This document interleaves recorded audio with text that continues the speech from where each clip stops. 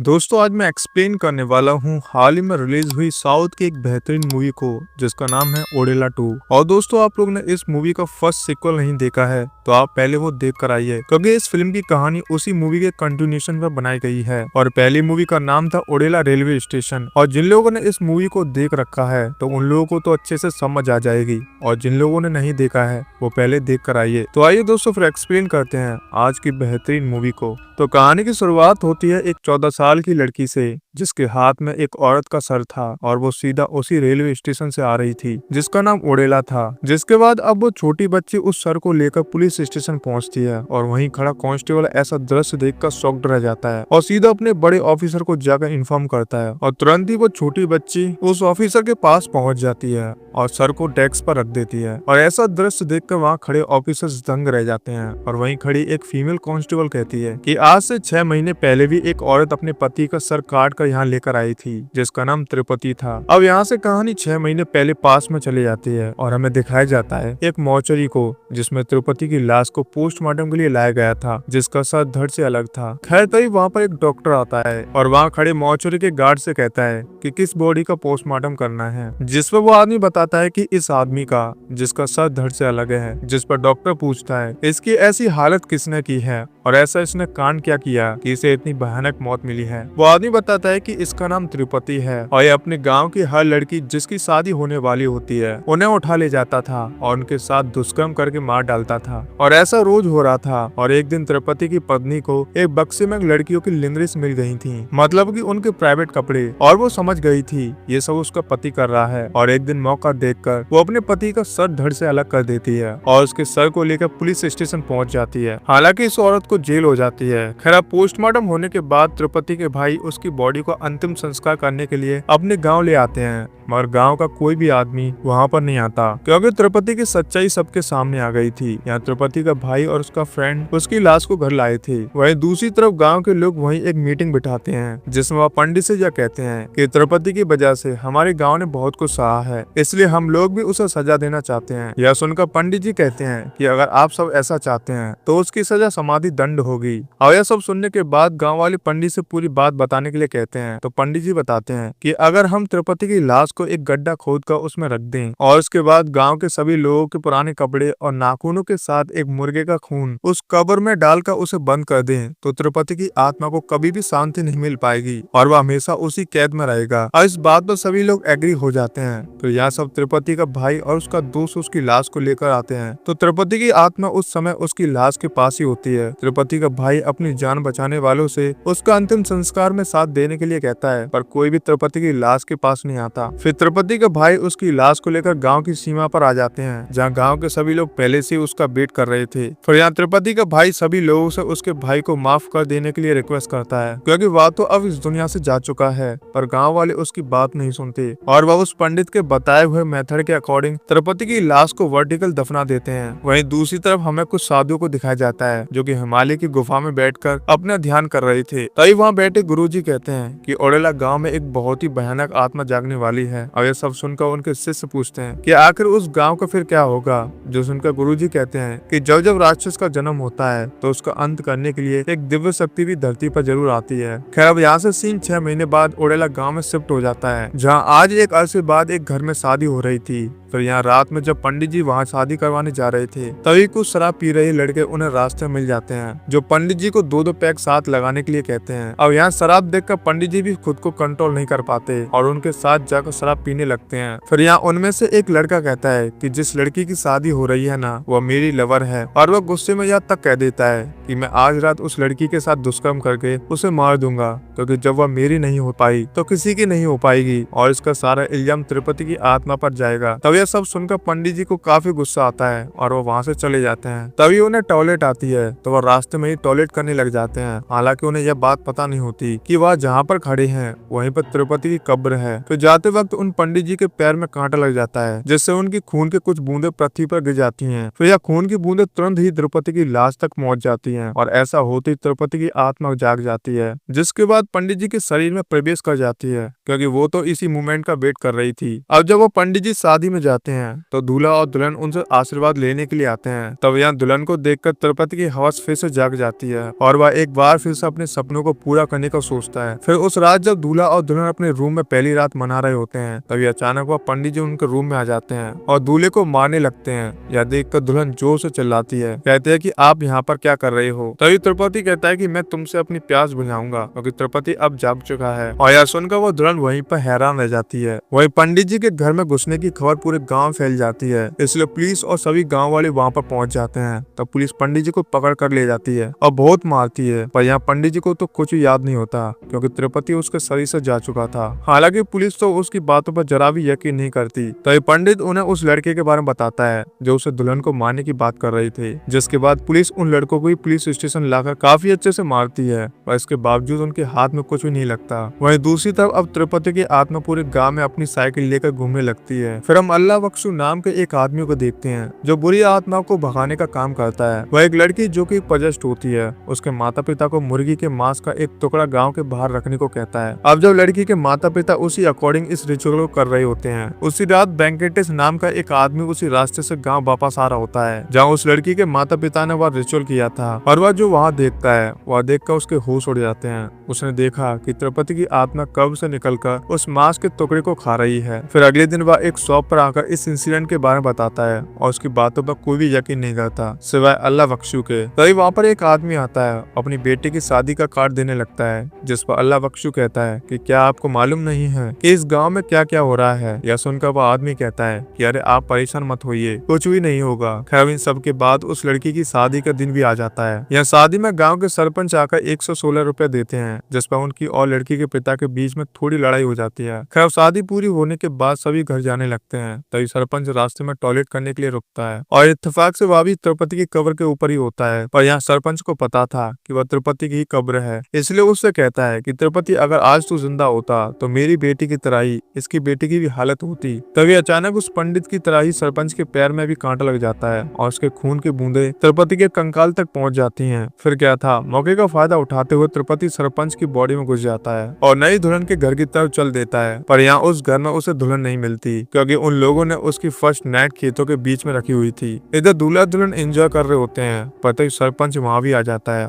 और उस पूरे खेत को जला देता है। इसके बाद वह उस लड़के को मारकर उसकी दुल्हन के साथ बुरी तरह से दुष्कर्म करके उसे भी मार देता है। फिर जब सुबह गाँव वाले यह नजारा देखते हैं तो उनके होश उड़ जाते हैं। इसके बाद अब सभी गाँव वाले सरपंच और उस पंडित को सभी के सामने लाकर बहुत मारते हैं। तभी अचानक अल्लाह बख्शू और वेंकटेश वहाँ जाते हैं और वह गाँव वालों को समझाते हैं कि इसमें सरपंच और पंडित जी की कोई भी गलती नहीं है। अल्लाह बख्शू बताता है कि हम लोगों ने त्रिपति की कब्र बनाकर अपने लिए कब्र खोद ली है। इसके बाद बैकेंड सभी गांव वालों को कुछ वीडियो क्लिप्स दिखाता है, जिसमें उन्हें त्रिपति की साइकिल पूरे गांव में घूमती हुई दिखाई देती है। और यह सब देखकर सभी गांव वाले एकदम से हैरान हो जाते हैं। जिसके बाद अब त्रिपति के घर वाले उसकी कब्र के पास जाते हैं और उसकी पसंद का सारा सामान वहाँ रख देते हैं ताकि त्रिपति की आत्मा शांत हो जाए। फिर वह उसकी साइकिल को भी वहाँ से लेकर घर चले जाते हैं। तब उनके जाते ही त्रिपति की आत्मा अपनी कब्र से बाहर जाकर वह सब कुछ खा लेती है। यहाँ सभी गाँव वाले इस बात को लेकर लगभग मानने लगते हैं कि त्रिपति की आत्मा सच में है। तभी उस गांव में वहाँ का एक कमिश्नर आता है और वह अल्लाह बख्शू की बातों को फिजूल की बातें बताता है। बहुत से यह भी कहता है कि कहीं उसका इन सब चीजों में हाथ तो नहीं, जिस वजह से वह गांव के सरपंच और उस पंडित जी को बचा रहा है। यह सब सुनकर अल्लाह बख्शू कहता है कि जो चीजें हमें दिखाई नहीं देती जरूरी नहीं है कि वो नहीं है। जिस तरह ईश्वर है उसी तरह बुरी शक्तियाँ भी हैं। पर यह सारी बातें सुनकर कमिश्नर कहता है कि ठीक है, मैं तुम्हारे इस भ्रम को ही खत्म कर देता हूँ, इसलिए आज रात में उसी कब्र के पास रुकूंगा। इसके बाद अगली सुबह जब कांस्टेबल वहाँ कमिश्नर के लिए चाय लेकर आते हैं तो वह कमिश्नर अपने चेयर पर बैठा होता है, पर उसकी एक आंख बाहर निकली हुई थी। फिर वो कांस्टेबल जब कमिश्नर को उठाता है तो उसकी लाश चेयर से नीचे गिर जाती है और वह देखता है कि कमिश्नर की पूरी बैग ही छिली हुई है। इसका मतलब था कि त्रिपति की आत्मा सच में है और उसने कमिश्नर का यह हाल किया है। और जब गांव में सभी लोगों को यह बात पता चलती है तो सभी बहुत घबरा जाते हैं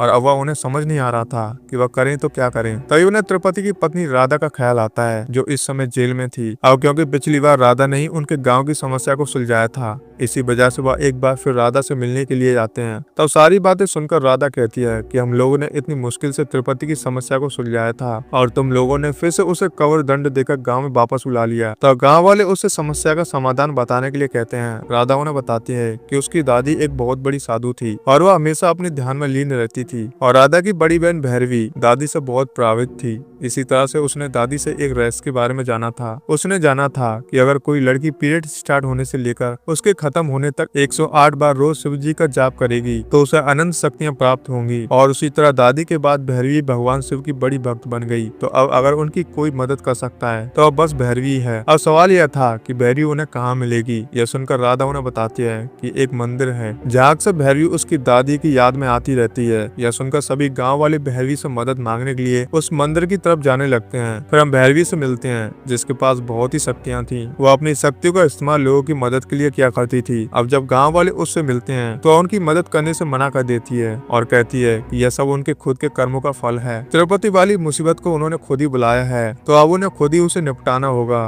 तो यह गाँव वाले यह बात एक्सेप्ट करते हैं कि उनसे बहुत बड़ी गलती हुई है, इसलिए वह भैरवी से बार बार उनकी मदद करने के लिए कहते हैं क्योंकि उनके पास कोई भी चारा नहीं था। तब भैरवी भी उनके साथ चलने के लिए मान जाती है। फिर यहाँ भैरवी कंटिन्यूअसली अपने मंत्र का जाप करती रहती है और तिरुपति की कब्र के पास आती है। फिर थोड़ा जांच करके वह सभी गाँव वालों से कहती है कि हमें तिरुपति की आत्मा को कुछ समय के लिए यही बांधना होगा और उसके बाद उसका कपाट कर्म करना होगा। इसी तरह से मुक्ति मिलेगी। जिसके बाद वह 4 नन्हे की मूर्तियां और कुछ धागों से तिरुपति की कब्र के ऊपर एक चक्र बना देगी जिससे उसकी आत्मा वहां से बाहर न निकल पाए। फिर वह सभी गाँव वालों को बताती है कि यह चक्र इसी तरह से 15 दिन तक लगा रहेगा, लेकिन अगर किसी भी वजह से यह चक्र यहाँ से हटाया गया तो गाँव में ऐसी प्रलय आएगी कि उसे कोई भी नहीं रोक पाएगा। यह सुनकर सभी गाँव वाले डिसाइड करते हैं कि अब इस कब्र के पास सभी गाँव वाले बारी बारी से पहरा देंगे। अब जब तक 15 दिन न हो जाएं, सभी गाँव वाले भैरवी को वहीं रुक जाने के लिए कहते हैं। वहीं गाँव में इस हलचल की खबर हर तरफ फैल चुकी थी। इसी वजह से कुछ मीडिया वाले वहां जाते हैं और रिपोर्टिंग करने लगते हैं। तभी अचानक उनका ड्रोन उस चक्र के ऊपर गिर जाता है और यहाँ जब वह रिपोर्टर अपने ड्रोन को लेने के लिए उस चक्र के पास जाता है तभी एक गाँव वाला जो इस चक्र की रखवाली कर रहा था